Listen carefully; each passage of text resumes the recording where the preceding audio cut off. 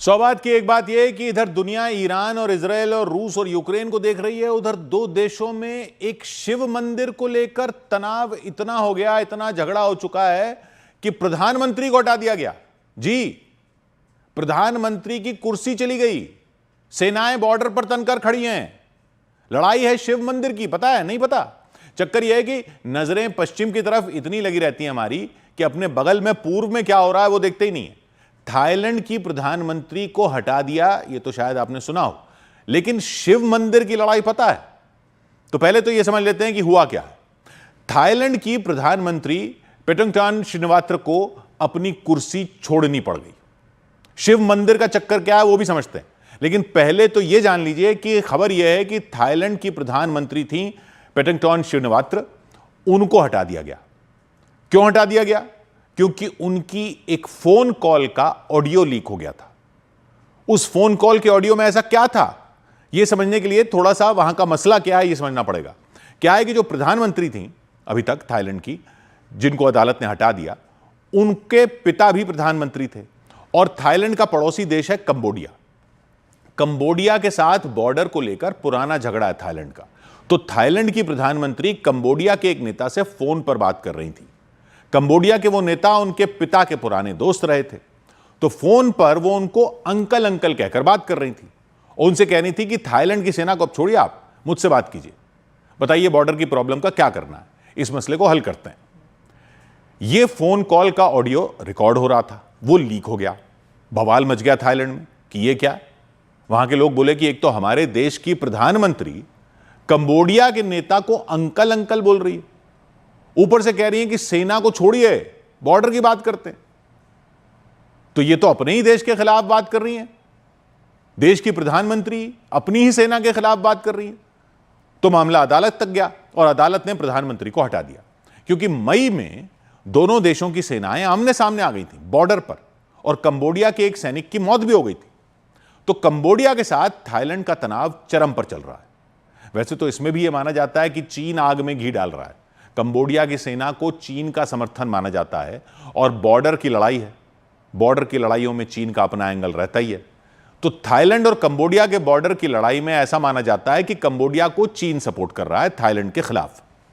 अब आप बोलेंगे कि शिव मंदिर कहां है इसमें? है ना, असल में जिस जगह की लड़ाई है वो 1000 साल से पुराना शिव मंदिर ही है। नाम है प्रिय विहार। प्रिय विहार 3 देशों की सीमा पर एक पर्वत है, थाईलैंड, कंबोडिया और लाओस। उन तीनों देशों की सीमाएं जहां मिलती हैं वहां है यह प्रिय विहार। थाईलैंड कहता उसका है, कंबोडिया कहता उसका है। बहुत लड़ाई चली इन दोनों देशों के बीच। मामला इंटरनेशनल कोर्ट ऑफ जस्टिस तक भी गया था और 1962 में इंटरनेशनल कोर्ट ऑफ जस्टिस ने फैसला सुनाया कि मंदिर कंबोडिया का है। लेकिन मंदिर के साथ के 4.5 स्क्वायर किलोमीटर के इलाके को लेकर कुछ साफ नहीं है। तो लड़ाई चलती रही और लड़ाई भी मतलब सेना वाली झड़पें हो जाती। अभी यह ताजा तनाव जिसमें जंग तक का खतरा बन गया, वो ऐसे शुरू हुआ कि इस साल फरवरी में वहां एक दिन थाईलैंड के कुछ सैनिक गश्त पर थे और मंदिर में कुछ महिलाएं आई हुई थी। महिलाओं ने क्या किया कि जोर जोर से कंबोडिया का राष्ट्रगान गाना शुरू कर दिया थाईलैंड के सैनिकों के सामने। तो थाईलैंड ने यह मान लिया कि उसकी सेना को उकसाने के लिए या चिढ़ाने के लिए जानबूझकर कंबोडिया का राष्ट्रगान उसके सैनिकों के सामने गाया गया। बस तभी से तनाव फिर से बढ़ता चला गया प्रिय विहार को लेकर। थाईलैंड में जनता रोष में आ गई कि अब की बार ले ही लो यह मंदिर कंबोडिया से। बॉर्डर पर सेनाएं आमने सामने आ गई। जैसा बताया कि कंबोडिया की सेना को चीन का साथ माना जाता है, तो झड़पें शुरू हो गई दोनों सेनाओं में और मई महीने में तो कंबोडिया के एक सैनिक की मौत हो गई। तो जंग के ही आसार बनने लग रहे थे, ऐसा लग रहा था। अब इस माहौल में थाईलैंड की प्रधानमंत्री का फोन करना कंबोडिया के नेता को और उनको बोलना अंकल, और बोलना कि अंकल आप थाईलैंड की सेना को छोड़ो, वो मैं देखती हूं, आप बताओ बॉर्डर का क्या करना है।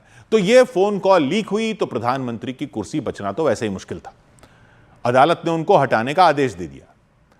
अब आप कहोगे कि चलो ये तो थाईलैंड और कंबोडिया की खबर हुई, लेकिन ये शिव मंदिर वहां आया कैसे?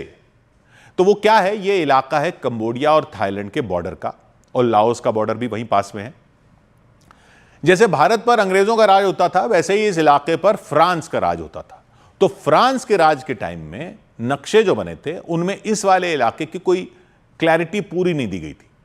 जैसे अंग्रेज भी कई जगह नक्शे की लड़ाइयां छोड़कर गए, वैसे ही वहां फ्रांस वाले नक्शे की लड़ाइयां छोड़ गए। तो ये वहां बॉर्डर पर डांगरेक पहाड़ों का इलाका है। उन पहाड़ों में एक 525 मीटर ऊंची चट्टान है। उस चट्टान पर है भगवान शिव का शिखरेश्वर अवतार, यानी शिखरेश्वर महादेव का मंदिर प्रिय विहार। पता है आपको? आपको ना पता हो लेकिन यूनेस्को को अच्छी तरह पता है। यूनेस्को की वर्ल्ड हेरिटेज साइट है। माना जाता है कि यह 9वीं शताब्दी से 11वीं शताब्दी के बीच, जब वहां खमेर राजवंश का राज था, खमेर राजवंश था वहां पर, उसका राज था, उस समय बनाया था यह खमेर राजाओं ने। राजा यशोवर्मन, राजा सूर्यवर्मन प्रथम और उसके बाद सूर्यवर्मन द्वितीय के राज में मंदिर परिसर का निर्माण हुआ, यानी लगभग 1500 साल पुराना। चट्टान के शिखर पर है, इसलिए शिखरेश्वर महाराज। वहां से दूर दूर तक कंबोडिया और थाईलैंड का इलाका दिखता है। दोनों तरफ से आप मंदिर तक जा सकते हो। थाईलैंड से भी, कंबोडिया से भी, दोनों जगह से रास्ता है चट्टान पर चढ़ने का। और कमाल की कलाकारी है मंदिर में। बड़े बड़े विशाल पत्थरों को तराश कर बना है। आप सोचिए, इतनी ऊंची चट्टान पर पत्थर ले गए उस जमाने में, ऊपर पत्थर तराश कर शिव के मंदिर में नाग बनाए गए हैं, देवता बनाए गए हैं। तो क्या वहां के राजा हिंदू थे?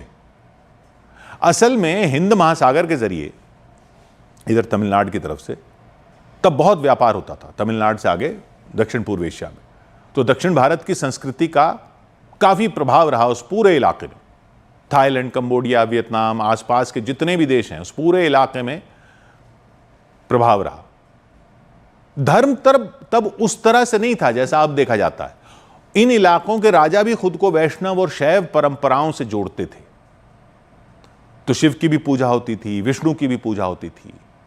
बाद में बौद्ध धर्म भी पहुंचा भारत से, और हिंदू कोई धर्म था वहां का और उसके बाद बौद्ध धर्म आया, ऐसा सांचों में नहीं देखा जाता था धर्म को।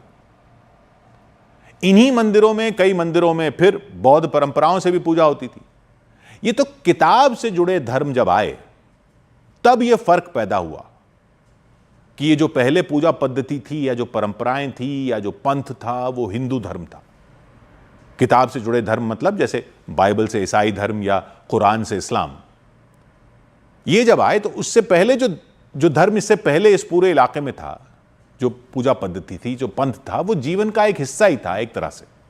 अलग से धर्म या पंथ की तरह उसको बाद में देखा जाने लगा। तो उस लिहाज से, क्योंकि भारत की संस्कृति ही थी जो वहां तक व्यापार वगैरह होने की वजह से फैल गई थी, इसलिए वहां शिव मंदिर भी थे, विष्णु मंदिर भी थे, रामायण की कथाएं भी सब जगह जानते थे। इसी तरह वहां था ये भगवान शिव का शिखरेश्वर मंदिर, जिसे कहा जाता है प्रिय विहार, और उस पर है 2 देशों की लड़ाई और थाईलैंड की प्रधानमंत्री की गद्दी चली गई। 100 बात की एक बात।